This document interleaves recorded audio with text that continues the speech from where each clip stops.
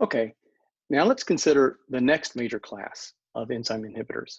Now, competitive inhibitors are pretty easy to get your brain around, right? It's small molecule, it's kind of like substrate, binds the same spot, right? It's going to get in the way, right? That's conceptually pretty straightforward. But there's another class of inhibitors. Not all enzymes have these. Some do. I probably say in general, the largest class of inhibitors turn out to either be competitive inhibitors or the next class we're going to talk about. But there are lots of examples of inhibitors that do behave this way. And in the case of true non-competitive inhibitors, the enzyme activity is decreased by virtue of a small molecule binding to the enzyme, but it doesn't bind to the same place. Non-competitive inhibitors fundamentally bind to uh, a second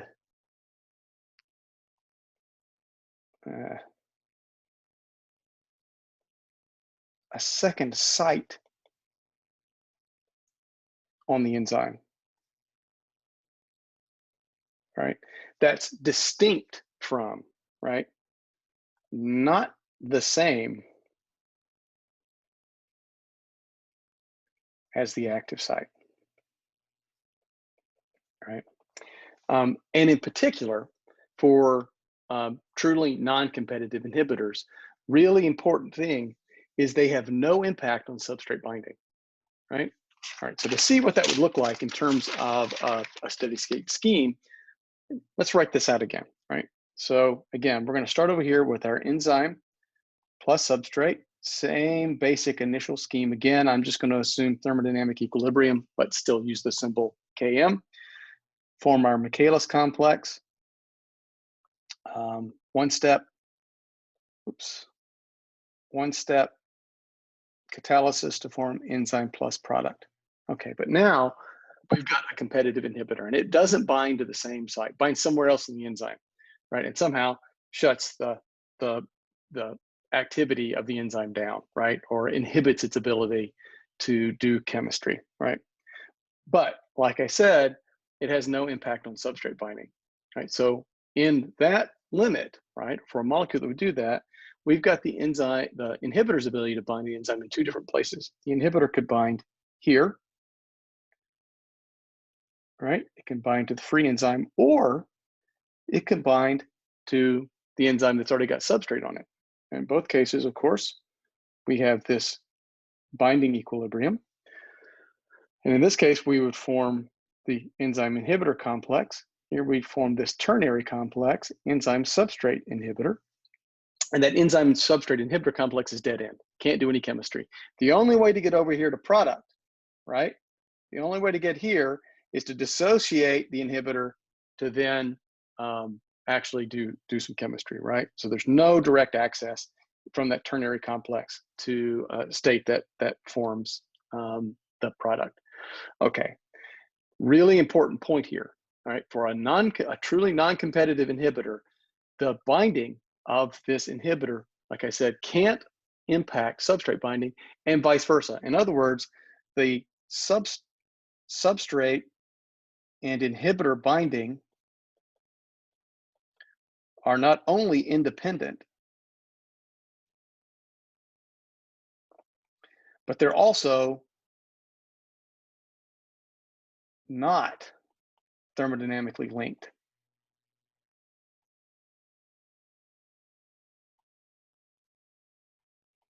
Right? So they have no influence on each other, right? So the substrate consequently can still bind here to form the enzyme substrate complex, which means this equilibrium is still described by that Km, right?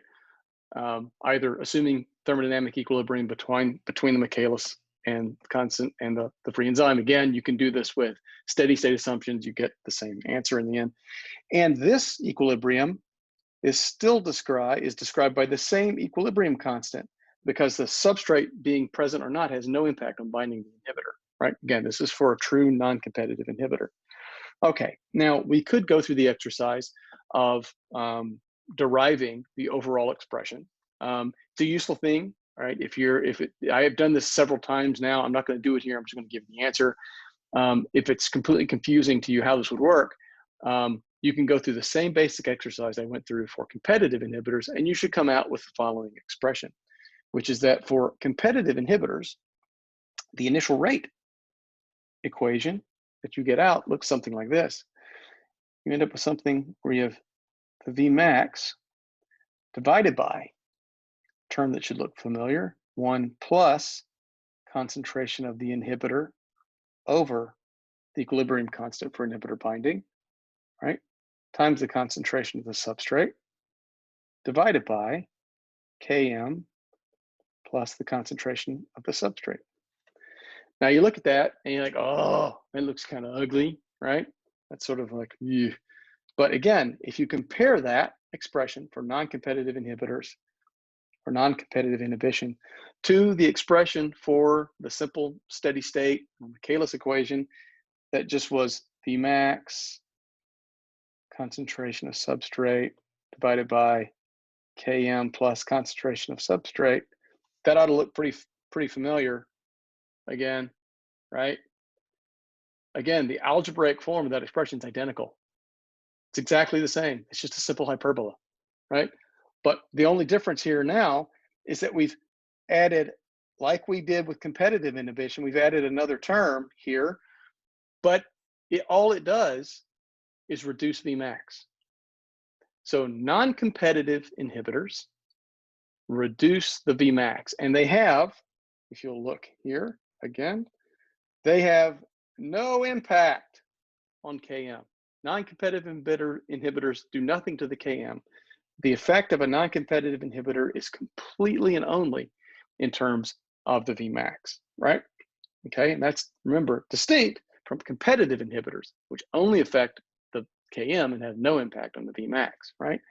Now, in terms of what that looks like in terms of some plots, let's compare them again.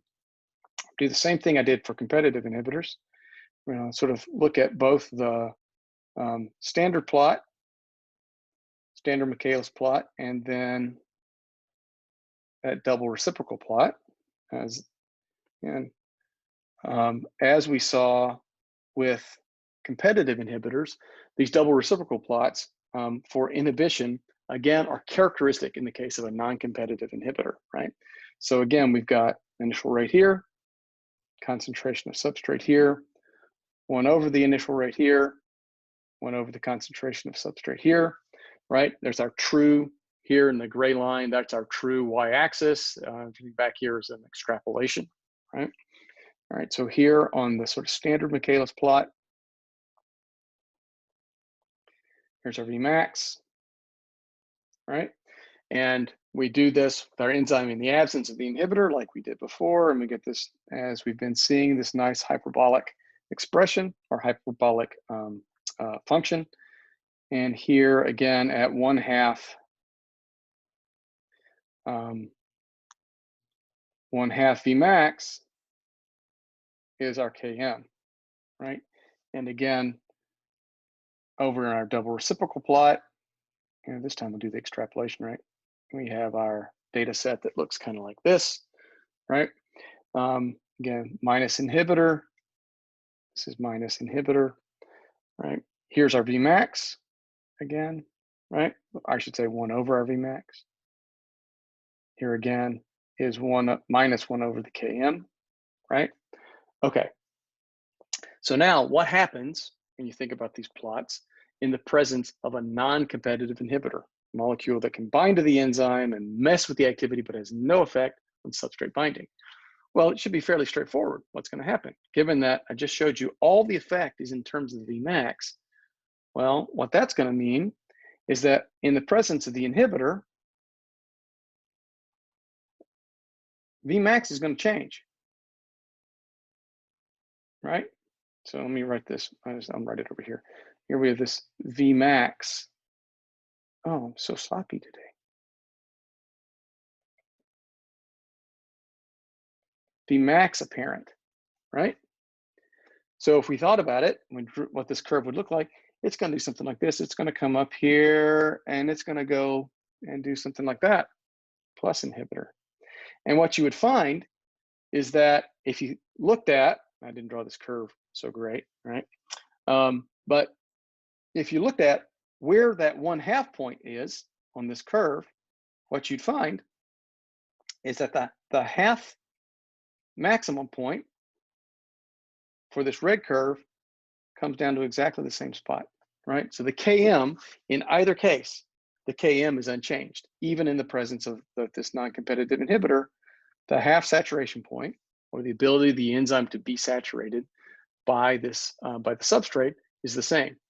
Notice something though, in the presence of a non-competitive inhibitor, doesn't matter how much substrate you load into this situation, you can't overcome the inhibition, right? Because the inhibition is happening at the level of the ability of the enzyme to do catalysis, not to bind. So that's distinctive compared to what we saw with competitive inhibitors. Okay, now on the double reciprocal plot, the difference again becomes quite obvious. Remember, the Km is unchanged, right? So again, we have the same Km, but now the Vmax changes. Because this is a double reciprocal plot, Vmax shifts this way. So we go here, and now in the presence of the inhibitor, our curve looks like this, right? So now we have this new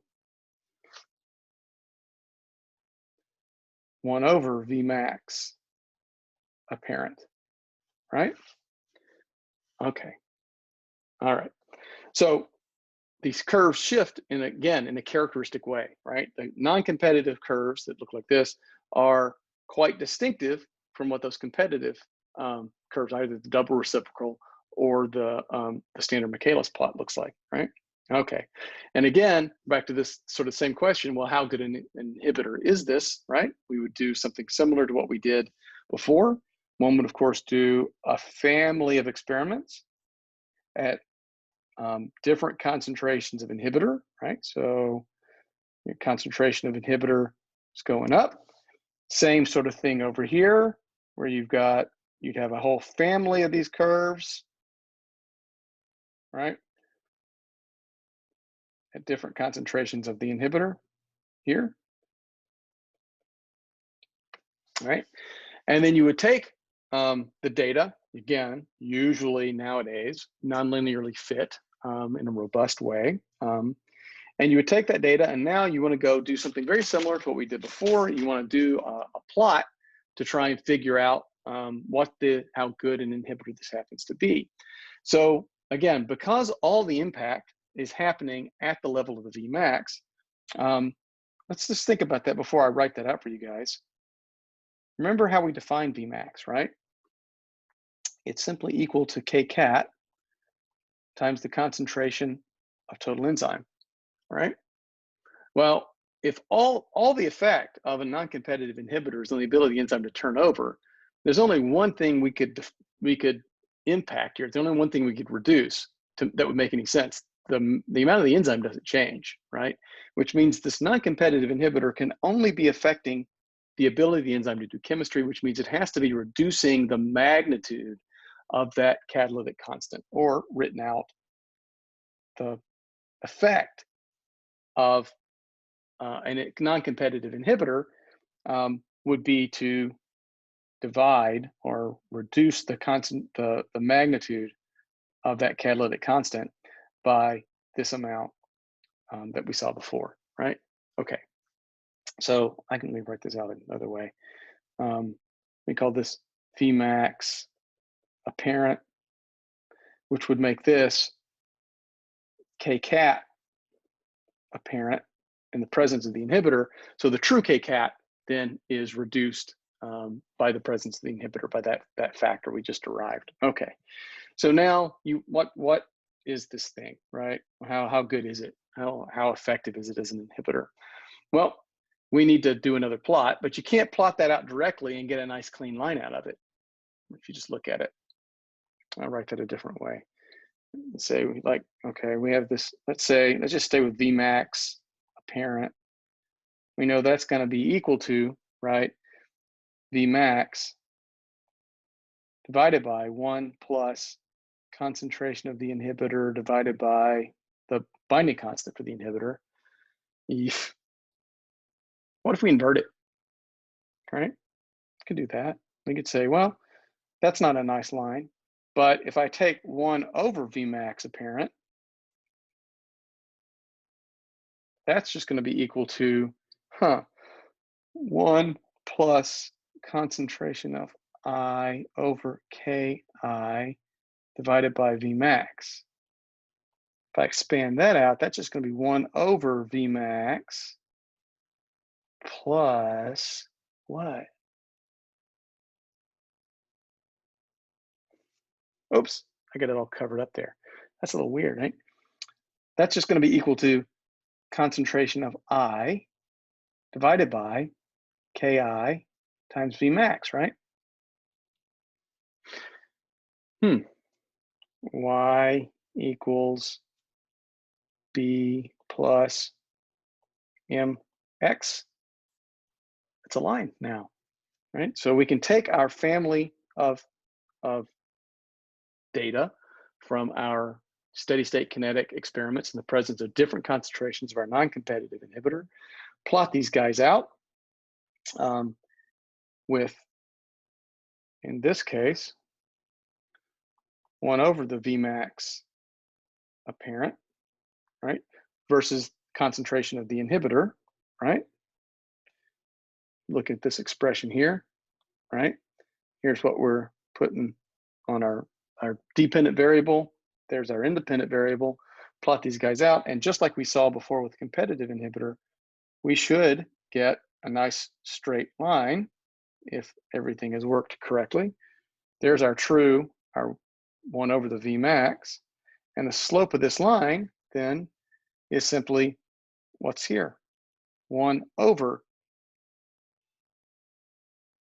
Vmax times the Ki, right? And again, like we saw before, if I know this value, I can now calculate the Ki, right? Okay.